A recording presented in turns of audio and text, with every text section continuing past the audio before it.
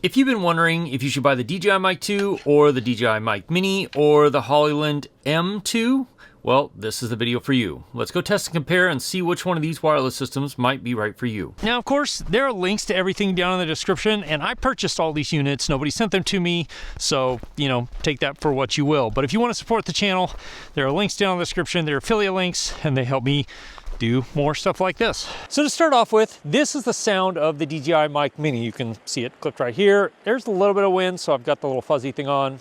You'd be doing the same with the Hollyland and also the DJI Mic 2. How's it sound? To me, from what I've heard, the DJI Mic Mini sounds really good. I like it. It sounds clear, it sounds clean, and overall, it just has a nice sound to complement your voice. It also has noise reduction, which we'll test in just a little bit. And this is the sound of the Hollyland ME system, which actually I was really surprised about. It sounds clean, clear, crisp, pretty natural. Maybe doesn't have quite as much low end as the DJI system does, but it sounds great overall. I mean, yeah, I was shocked. I resisted getting these for a long time, and now I'm kind of regretting that I did because they're really pretty fantastic. We'll be testing how they sound inside clothing here real soon, and some things you can do to make it sound better when they're inside clothing. And then we have the DJI Mic 2, which also sounds great, but definitely not as clear. It doesn't have as much high frequency as the Mic Mini or as the Hollyland, which kind of surprised me because this is a much larger system. But the next question is, of course, how far do these two systems go, especially the Mic Mini and the Hollyland system, because the DJI Mic system, the Mic 2 system, has internal recording, which is a huge advantage in certain situations if you're doing more professional work, for sure. So this is the Mic Mini. Now, obviously, this is the best conditions you're gonna find. There's literally almost nothing around me, no other interference, so this should be the best of any possible conditions. But a big thing is, what happens when you turn your body and place your body in between them? Because in my experience, you can go really far away, and so long as there's nothing between you and the camera, you're gonna get great signal. The issue arises as soon as you put your body or other things between the camera and the microphone. So right now, I'm about 6-7 feet away from the camera, and we're just gonna turn around and start walking away and see how far we get. So usually I would notice that you get some drops pretty quick when the body is between you and the microphone, or you and the camera. The body actually does attenuate RF signal pretty well and pretty quick. But then the next question is, how fast does it reacquire signal when you turn around? Usually, in my experience, the DJI system reacquires the signal, links back up super fast. And now let's switch and try the Hollyland system. And again, like pretty much all of these little systems now will do great, even at a distance right now. I'm, I don't know, 200, maybe 300 feet away. And all of these systems do great in a situation like this. There's obviously no other interference. But again, the big difference here is what happens when you put a body or something between the transmitter and the receiver. So 6-7 feet away right now, and then I'm just gonna start walking away and see how that does. Now, usually you get pretty early on, just part of what happens. No.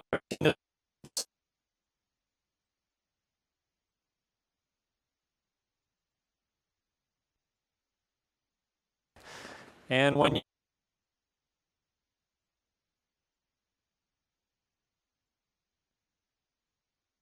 I am really impressed with these mini systems because they are so small and so easy to hide and make sound, actually sound way better than you think they do. And then we have the DJI Mic 2. But just like with the other systems, the big question is, what happens when you put a body or something between the receiver and the transmitter, or the receiver and the transmitter? Let's find out. So 10 feet, and then I'm gonna just start walking away. Now, like I said earlier, the big advantage that the DJI Mic 2 system has is that it has that 32-bit internal recording. 32-bit internal recording means you essentially can change the volume after the fact. You definitely won't lose any audio. And I'm gonna tell you that if you do any sort of professional work with clients, anything like that, 32-bit internal recording period might just save the day. It certainly has for me. So how was that? Were there drops? Now, I have a backup everything was recorded internally, so I can always make sure and know that I have the audio. But the transmission, how did that do?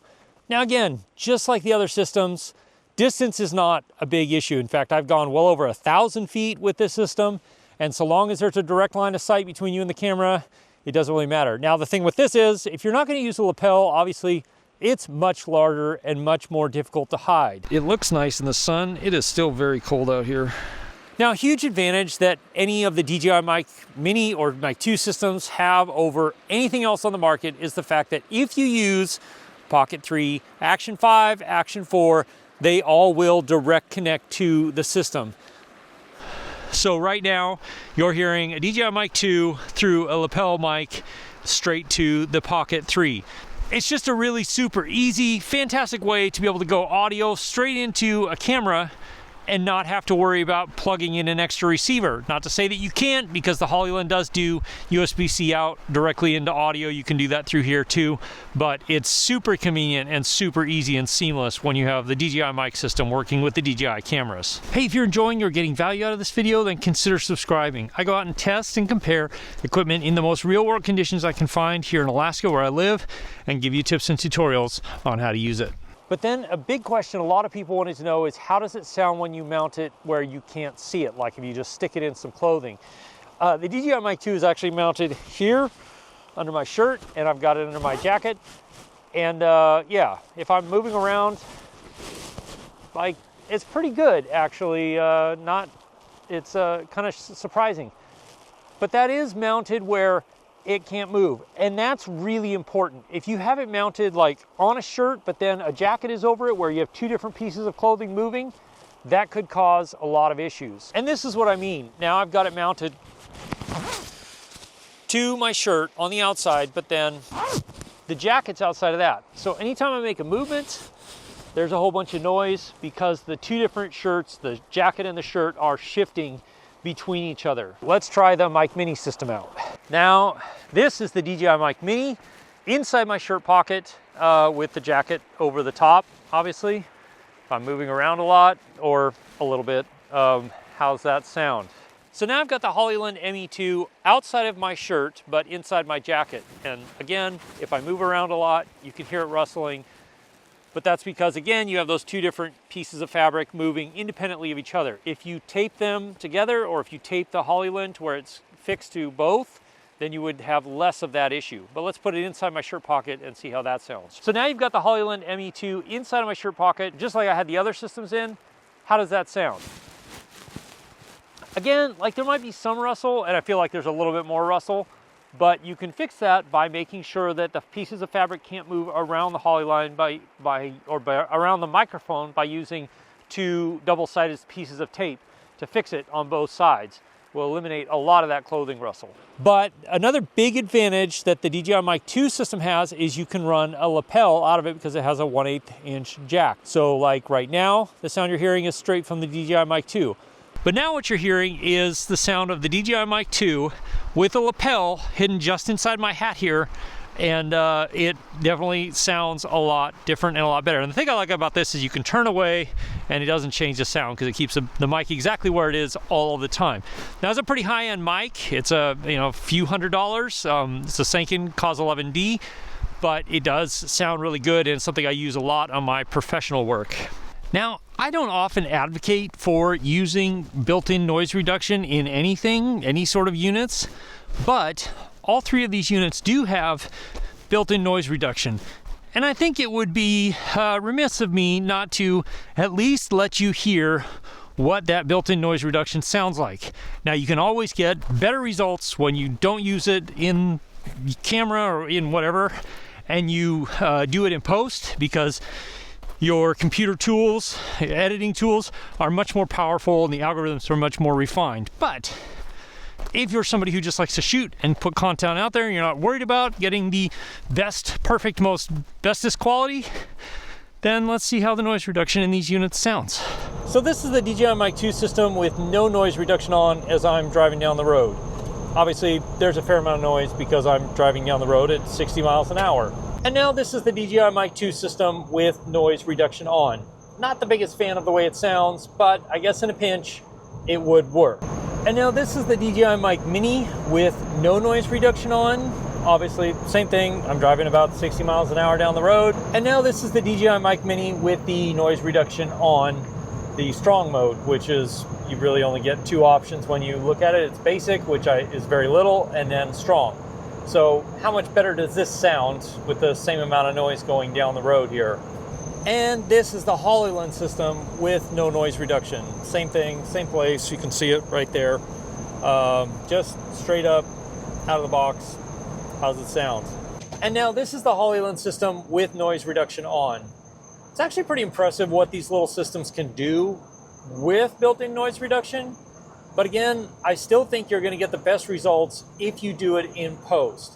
And just for fun, I'll turn the noise reduction off and we'll give you an example of what it sounds like when you do noise reduction in post versus obviously what you're hearing right now. Now this is, again, no noise reduction, but if I turn noise reduction on that I'm doing in post using something like Isotope's RX9, fantastic noise reduction software, you can get very good results. Now I didn't spend a lot of time doing this because you can really fine tune and tweak it to get exactly the way you want it to be. And if you're an actual good audio engineer, you can do incredible things with it, but it does offer a little bit better results, I think, using noise reduction in post. But also, like, do you want to spend money on noise reduction software in post, or would you rather just be quick throwing it out there on social media and not worry about processing it in post as much? So now that you've heard and seen some of the differences between these two as far as what they sound like and how far away you can go and how easily they get blocked by things between them, we need to talk about some of the specifics because there are a few other considerations. One being the DJI Mic 2 system. Obviously, you can plug a lapel in, and I have been using a DJI Mic 2 transmitter with a lapel system here. This is a Cause 11D for pretty much all my YouTube videos, just running straight into a Pocket 3 because it's such an easy way to go. But there are a lot of considerations when it comes to things like battery life. So the DJI Mic 2 system will give you about 6 hours on a charge, and think about 18 hours total recharging with the case here. And it comes in at about $350. So, but you also get that internal recording with 32-bit, which means you basically can't overdrive it, and you always have that backup. But if you shoot on Sony, one of the biggest reasons to get the Mic 2 system is the fact that you can get this multifunction hot shoe interface and plug it straight into the mic, and then this goes digitally straight into your Sony, and you don't have to worry about any wires. But also, one of the best things about the DJI Mic 2 system is the fact that you can access all of the settings, everything you need, through the transmitter. This little touchscreen here works extremely well and extremely quick, and you also have this like multifunction selector knob here that you can make changes with if you wanted to, you know, change how loud it is or the output level. You can do that all through here. Now next we have the DJI Mic Mini system, which is obviously one of the newest systems on the market. These are incredibly small when you compare the transmitters. Like, this is tiny. So this is much easier to hide, like you saw on a shirt or somewhere on your person. These will also link wirelessly directly to something like an Action 4, Action 5, Pocket 3, because of the DJI wireless ecosystem. Makes it really easy. And these come in at about $170 for the set like you see it here. But you can also purchase just the mic transmitter for $50.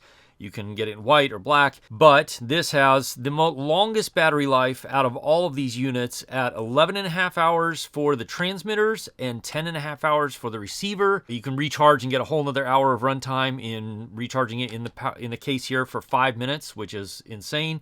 And you get a total of 48 hours of runtime because of the battery in this case and how many times you can recharge this, which is a lot. If you're recording for 48 hours straight, you need to rethink choices in your life. But overall, this is one of my favorite systems.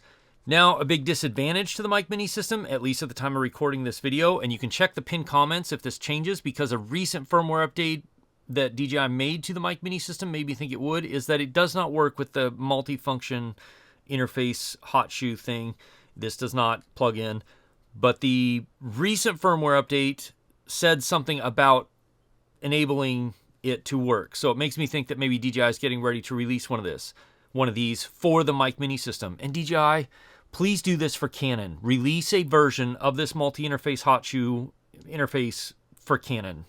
There's a ton of Canon shooters out there. I'm sure you'd sell a ton of them. The Mic Mini, obviously very limited on what you can do with it. You can turn it down, you can turn it up, and that's it. So to access any other functions for the Mic Mini system, you have to plug it into your phone, open the DJI Mimo app, go to settings, and then you have access to all of the different settings on the system here. Now, both of these systems you can put into a straight up Bluetooth pairing mode and pair it directly to something like your phone or a GoPro or other action camera that has a Bluetooth audio input if you want to. But because of the bandwidth limitations of Bluetooth, you're gonna lose a lot of audio quality and it's gonna sound very crunchy and very lo-fi. That's because of Bluetooth bandwidth limitations. That's not the fault of any micro manufacturer or anything like that. And then we come to the Hollyland Lark M2, which honestly really surprised me because this is the cheapest at like $120 for this unit or this system. And like at $120, this system really isn't bad because you get this nice little charging case. Now this will give you up to 10 hours, or these will give you up to 10 hours of transmission time.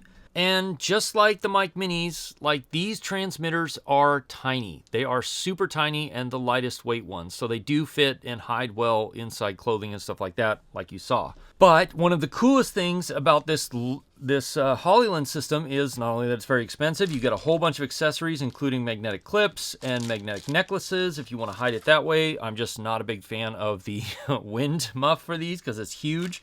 You also get this nice little bag. And my favorite, I think my favorite 1/8" cable for going straight to camera. This is great. But you also get this, which enables you to go directly to something that gets USB-C power. So you can plug this into your phone, or I can plug it directly into my Action 5 Pro or anything that accepts USB-C audio input. And then you can see right there that I'm getting audio straight from this. And the coolest part is that it automatically will pair to this unit or to the big transmitter, depending on what you're doing and what's out there. It just takes a second for it to go, oh, okay, I got it. And both of them are paired now, just like that. And this is also the smallest, like, camera-borne receiver, super tiny. I wouldn't hesitate to recommend any of these systems. And like I said early on, like, I purchased all of these for this video and for my own use. They're all fantastic. It really comes down to what you want to do with them and how you're working with them. If you're doing professional work in any capacity, I would highly recommend looking at the DJI Mic 2 because you can put a lapel into it, because you have that backup recording, which I'm not kidding, has saved me on some very high profile shoots before. The Mic 2 system is fantastic. While it's larger, it's easier, you can hide it with a lapel, all of that stuff is excellent. If you work with the DJI Pocket 3, Action 4, Action 5, I would look at either of these. The mini system, I think, is kind of my favorite right now because it's just so small, lightweight, it's super easy to use. It has the best range out of all of them, like 1,300 feet or something like that, whereas the Mic 2 system only has 800 feet, and this has 1,000 feet. The Hollyland system has 1,000 feet, which all of it is highly dependent on where you're working or what you're doing. But if you're just creating content for YouTube and you're like me and mostly filming it on something like the Pocket 3, then the mini system is excellent and a super inexpensive way to jump into this whole ecosystem and have a great sounding small wireless microphone. If you're somebody who creates on your smartphone, or you maybe use a smartphone, or some of the Insta360 cameras, or action cameras that accept USB-C audio, and you're kind of bouncing back and forth between a lot of those things, then the Mic Mini or the Hollyland system, either one of those is going to be great. If you're on a budget and you really want good audio, but you want to stay under budget or on a very strict budget, then the Hollyland M2 system is fantastic. Next, you're going to want to watch this video right here. I'll see you over there. As always, if you have questions, ask me in the comments below, or join my live stream, which happens most Wednesday nights at 4 p.m. Alaska time, 8 p.m. Eastern. we're gonna have more of a conversation. I can answer questions that maybe I didn't get to in this video. Yeah, I'll see you again soon in the next one. Cheers.